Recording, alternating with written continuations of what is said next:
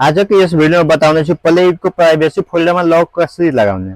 Lock लगाएपछि तपाईं जुनसुकै भिडियोलाई पनि प्राइभेट गर्न सक्नुहुनेछ। त्यो प्राइभेसी लक लगाउनका लागि आफ्नो मोबाइलको प्ले एडलाई ओपन गर्नु होला। ओपन गरेपछि यस्तो इन्टरफेस आउँछ। यहाँ मिको अप्सनमा क्लिक गर्नु होला।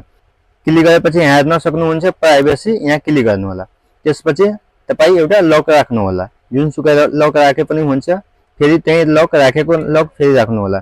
त्यसपछि यहाँ तपाई आफ्नो एउटा जीमेल चुज गर्नु होला। जीमेल चुज गरेपछि तपाई आफ्नो प्राइभेसी लकको पासवर्ड बिर्सेपछि यही जीमेलको मार्फतले फेरि तपाई आफ्नो पासवर्डलाई रिकभरी गर्न सक्नुहुनेछ। म एउटा जीमेल राख्दै छु। त्यसपछि यहाँ कन्टिन्यूमा क्लिक गर्नु होला। त्यसपछि स्योरमा क्लिक गरेपछि यहाँ यस्तो प्रकारको अप्सन आउँछ। यहाँ प्लसको आइकनमा क्लिक गर्नु होला। तपाईलाई जुन भिडियो प्राइभेट गर्नु छ त्यो भिडियो यहाँबाट चुज गर्नु होला। म एउटा भिडियो चुज गर्दै छु। यहाँ यसरी चुज गरेपछि यहाँ मुभ इन प्राइभेट फोल्डरमा क्लिक गर्नु होला। क्लिक गरेपछि तपाईको प्ले एडबाट त्यो भिडियो हटेर यहाँ आइहाल्छ। यसरी नै तपाई आफ्नो मोबाइलको प्ले एडको फोल्डरमा लक लगाउन सक्नुहुन्छ। Thank you.